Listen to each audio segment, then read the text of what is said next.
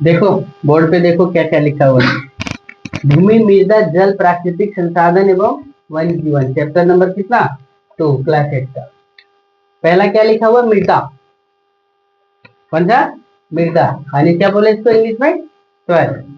भूपृष्ठ के जो ऊपरी परत है वो क्या कहलाती है, मृदा कहलाती है। पृथ्वी की जो सबसे ऊपरी परत है उसे क्या कहलाती है, मृदा कहलाती है। जो क्या करती है, पौधों एवं किसके लिए, पौधों की वृद्धि एवं विकास के लिए क्या है, आवश्यक है। मृदा किसे कहा गया, तो भूपृष्ठ की ऊपरी परत को क्या बोला गया, मृदा। जो क्या करता है, मृदा क्या करता है, पौधों की वृद्धि एवं विकास के लिए माध्यम प्रदान करता है। किसके लिए विकास माध्यम प्रदान करता है, तो पौधों के लिए। मृदा का निर्माण किसके कारण से, तो चट्टानों से प्राप्त खनिज कणों तथा जैव पदार्थों से होता है। मृदा का निर्माण किसके कारण से, तो पदार्थ किससे, चट्टानों के टूटने फूटने के कारण से मृदा का क्या होता है, निर्माण होता है। फिर देखो मृदा निर्माण के कारक, मृदा बनता है कैसे, उस पे कौन कौन से कारक लगते हैं। देखो मृदा निर्माण का मुख्य कारक है जनक सेल। जनक सेल मतलब क्या, वहां का जो चट्टान पाया जाता है जिस प्रकार का, उसका स्वरूप से। यदि कहीं काला चट्टान पाया गया तो वहां पर किस प्रकार का, काले। जलवायु भी ये प्रभाव करता है, स्थलाकृति भी, जैव पदार्थ की भूमिका भी क्या करता है, मृदा संगठन में क्या, और लगा समय, ये सब मृदा निर्माण के क्या है, कारक है। फिर आया मृदा परिच्छेदिका। कौन सा, मृदा परिच्छेदिका, जिसको हम लोग कुआं काटते वक्त देखते हैं ना, कि मिट्टी ऊपर में हल्का अलग अलग रंग का, नीचे अलग, फिर धीरे धीरे नीचे जाएंगे तो अलग अलग रंग का हो जाता है, तो उसको क्या बोला गया, मृदा परिच्छेदिका कहा गया। मृदा के ऊपरी परत से आधार चट्टान तक 3 स्तर होते हैं, है ना, जिनका रंग अलग, संगठन अलग, सब अलग अलग होता है। मृदा के अनुप्रस्थ काट को ही क्या कहा गया, मृदा परिच्छेदिका कहा जाता है। मृदा का सबसे ऊपरी परत में कौन सा चीज पाया जाता है, ह्यूमस पाया जाता है। मृदा के सबसे ऊपरी परत में क्या पाया जाता है, ह्यूमस। जो क्या करता है, किसके कारण से निर्माण होता है, तो जीव जंतु के तथा वनस्पति के सड़ने गलने से क्या, ह्यूमस का निर्माण करता है। और ह्यूमस क्या करता है, तो मिट्टी में उर्वरा शक्ति प्रदान करता है, जो पेड़ पौधों के लिए क्या है, आवश्यक है। फिर अगला टॉपिक है झारखंड में मृदा का वर्गीकरण। ध्यान से देखो, झारखंड में किसका वर्गीकरण, मृदा का। झारखंड का ज्यादातर हिस्सा किसका है, तो छोटा नागपुर पठार का हिस्सा है। ज्यादातर हिस्सा किसका है, छोटा नागपुर पठार का है। झारखंड के अधिकांश भूभाग पर मृदा का निर्माण पठारी चट्टानों के अपरदन से हुआ है। झारखंड में जो अधिकांश भूभाग का निर्माण हुआ है वो किसके कारण से निर्माण हुआ है, तो चट्टानों के, पठारी चट्टानों के टूटने फूटने से। देखो झारखंड में कौन कौन सी मिट्टी, लाल मिट्टी पाई जाती है। कौन सी मिट्टी, लाल मिट्टी। कहाँ पर, तो दामोदर घाटी तथा राजमहल जो पहाड़ी है उसके क्षेत्रों में पाया जाता है। फिर अभ्रक युक्त मिट्टी, यानी जिस मिट्टी में अभ्रक पाया जाता है वो मिट्टी कहाँ पर, कोडरमा में, झुमरी तिलैया में, बड़का गांव में, मंदार पर्वत ऋषि के क्षेत्रों में क्या होता है, पाया जाता है। फिर आया बलुई मिट्टी। कौन सी मिट्टी, बलुई मिट्टी। बलुई मिट्टी कहाँ पर, हजारीबाग एवं धनबाद के क्षेत्रों में पाया जाता है। फिर देखो काली मिट्टी। कौन सी मिट्टी, काली मिट्टी।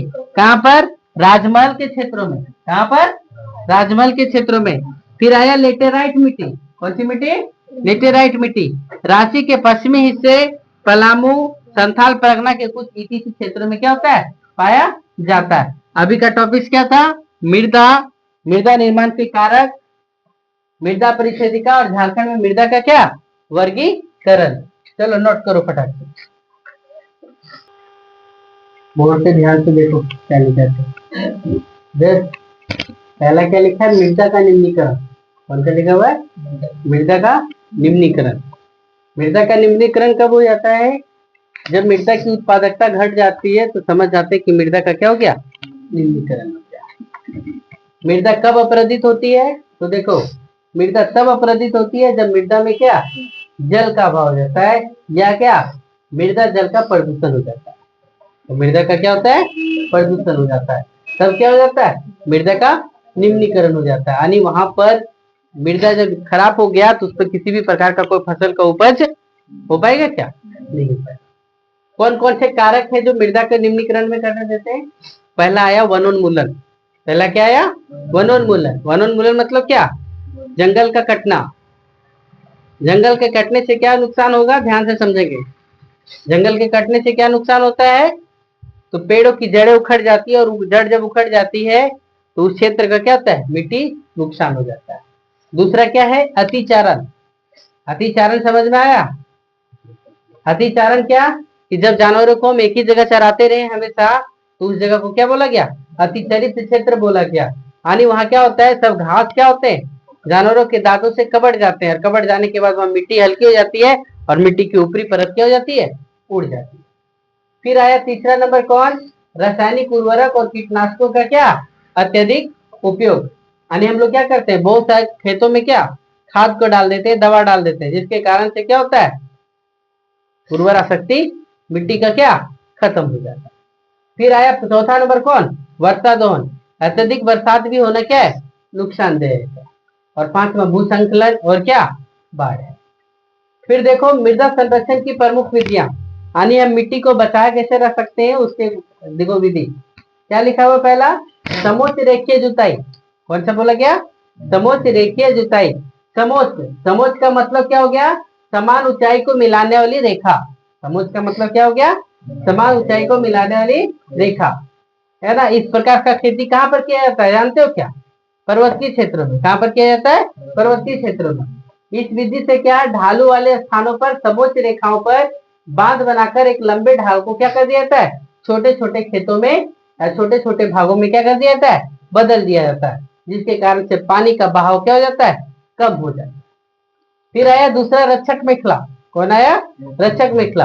रक्षक मेखला क्या है, खेत के चारों ओर क्या कर देना, पेड़ पौधे लगा देना, क्या कहलाता है, रक्षक मेखला कहलाता है। तीसरा है फसल आवर्तन। तीसरा कौन है, फसल आवर्तन। फसल आवर्तन क्या है, देखो भूमि के एक टुकड़ा पर हम लोग क्या किए, पहले चावल उपजाए या धान उपजाए या गेहूं उपजाए, उसके बाद हम लोग क्या कर दिए, दूसरा फसल लगा दिए, कौन सा, दलहनी फसल लगा दिए। जब दलहनी फसल लगा देंगे तो क्या होगा, दलहनी फसल के जड़ों की गांठों में क्या, राइजोबियम नामक जीवाणु पाया जाता है, जो नाइट्रोजन को किस में बदल देता है, नाइट्रेट में बदल देता है। और चौथा है क्या करना, नियंत्रित पशुचारण। चौथा नंबर क्या है, नियंत्रित पशुचारण। यानी हम लोग पशु को चराने के लिए भी क्या, नियंत्रण रखना पड़ेगा। ये आज का टॉपिक से, फिर आगे कल बताएंगे झारखंड में मृदा के क्या, निम्न अप्रदन। झारखंड में कौन सा, मृदा अप्रदन, और आगे टॉपिक।